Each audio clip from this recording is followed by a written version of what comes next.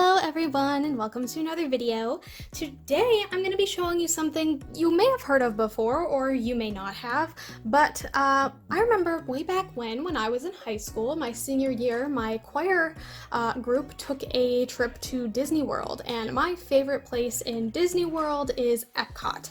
I love going to Epcot. I love going to all the different locations and seeing all the cool takes on the culture and the landmarks and all that. And I remember that one year that we went with all my friends, we spent a ridiculous amount of time in Japan.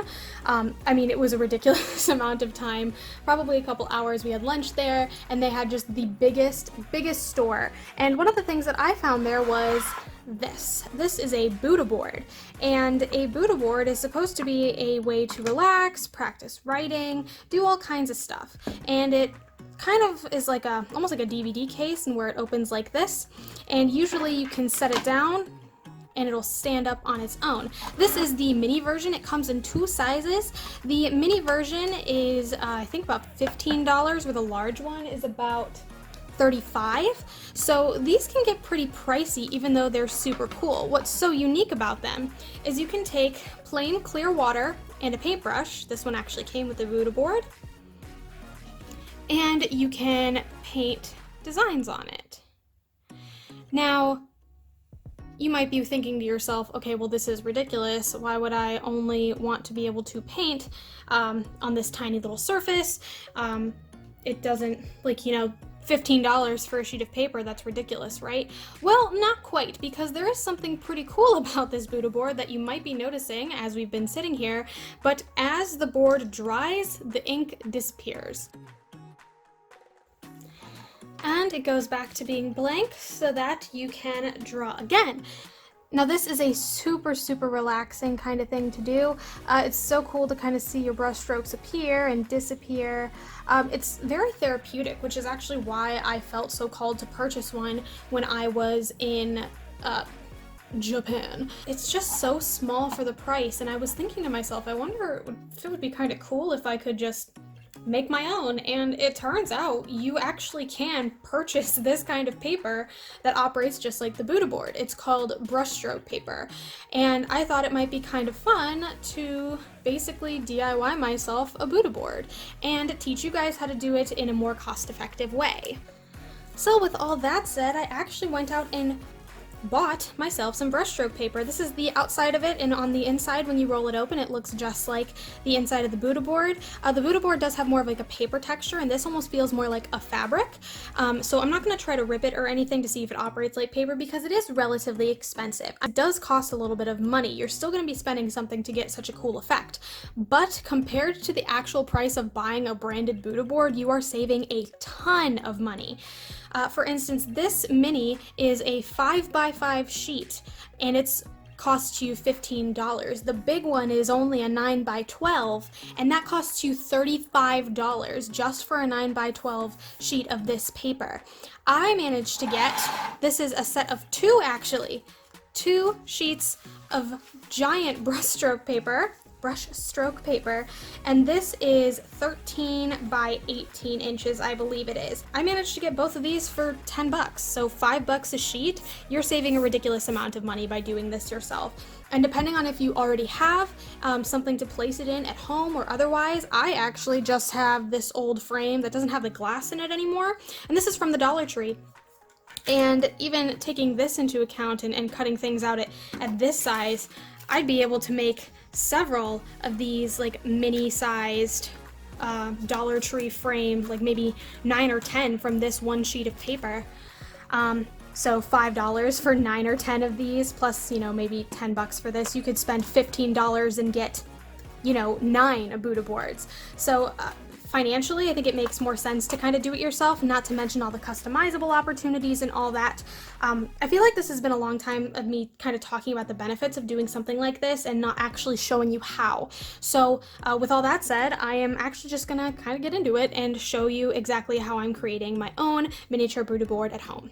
So I have just one sheet of my brushstroke paper here. And I'm just going to go up into the corner so that I can save as much as possible. I'm using the backing of that frame to figure out exactly how big I need this to be. I think this is maybe a 4x6 frame, so you're getting basically the same surface area as the 5x5. Just a different shape.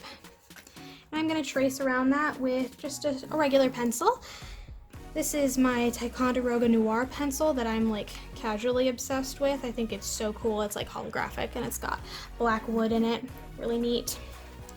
Once you have your shape all done, you're just going to go through and cut this out. I accidentally tore the side corner a little bit, but up close you can definitely tell this is more of a fabric than it is a paper, which I think has a lot of benefits in that it's probably a little bit more durable. I can kind of pull on it and it doesn't seem to wrinkle or get folds in it as easily. Yep, it's holding pretty nicely. Now what you're going to want to do, and I think the back of this is just so cool to look at, very like Art Deco, but I am going to place it on the inside of my frame. Nice and simple. And then lock it in place. Now Dollar Tree has a bunch of different size frames, so you can make this as big or as little as you'd like. You can hang it on the wall to use, you can leave it on your desk to use, and that's something that I think even the original Buddha board can't do for you. It only comes in this like stand format, so you can't maybe hang this on a wall and like paint it on it almost more like an easel. Plus all the customizable opportunities of being able to say, you know, have your own like specific kind of frame, put it in something like really attractive, have it in a specific color or a specific pattern or even a specific shape if that's something you're interested in. Now at this point all you would need is an extra paintbrush. For me, I have a bunch of those laying around. You can also get a pretty significant pack at Dollar Tree where you got the frames. Take your water and you can begin your creations. And it works exactly the same.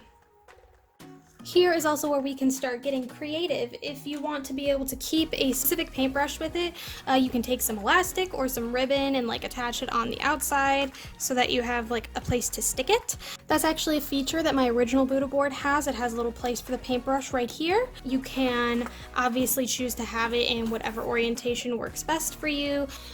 You can also notice it has a little space here where if you leave it, you can actually leave water in this little thing and use that to dip and go. For here, maybe you could even, you know, take a small bottle or, you know, maybe something that glitter comes in or, oh, actually, I actually had this little container left over from some old beads actually that I moved into a larger container, like a carrying organizer case almost, that I should be able to even stick this right here and have a pretty functional place to keep my water. I think I'm going to glue it, and I think I'm going to add some elastic as well just to kind of jazz it up.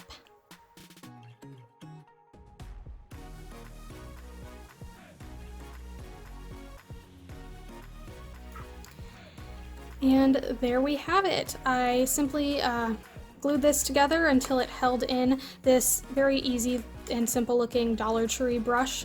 Obviously you could put it on the front or put it on the side. I kind of like mine on the side because it hangs nicely, and of course I have hot glued this little bottle there, so now I should be able to put water in it.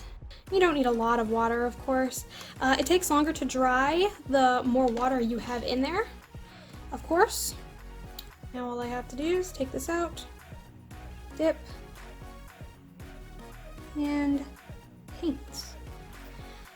And there you go, you have a perfectly functional DIY Buddha board. At this point, the only thing that the old Buddha board has that the new one does not is this fancy sticker. It came with a handful of stickers that you could decorate the front with, and I just did a tutorial last week on how to make your own stickers. So really, there is absolutely no reason to not do this at home.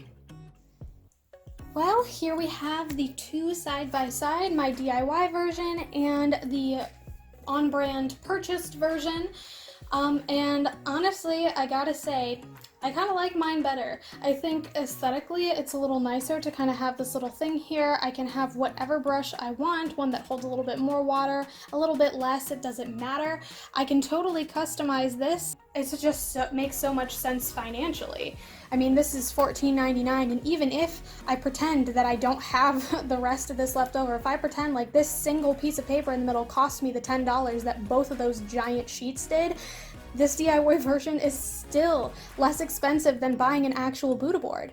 If, say, this is $10, I got the frame for $1, the brush for $1, water I can get out of the tap, and I just had this laying around, and this isn't even a requirement. This is just something that I had laying around and decided to throw in because I had it for free. This would only have cost me $12, where this still cost me $15, plus any obvious tax. So I think that this is an obvious choice here. If you are wanting to try a Buddha board, or you've never heard of one before, I definitely think it is in your best interest to purchase some brushstroke paper instead and create a fun, do-it-yourself version at home and save yourself a little bit of money. Well, that is all I had for you today. If you like what you saw, feel free to like and subscribe. I put out new videos every Sunday at noon Eastern Standard Time, and I would love for you to be here for the next one. Hopefully I will be seeing you then. Thanks again for watching. Bye!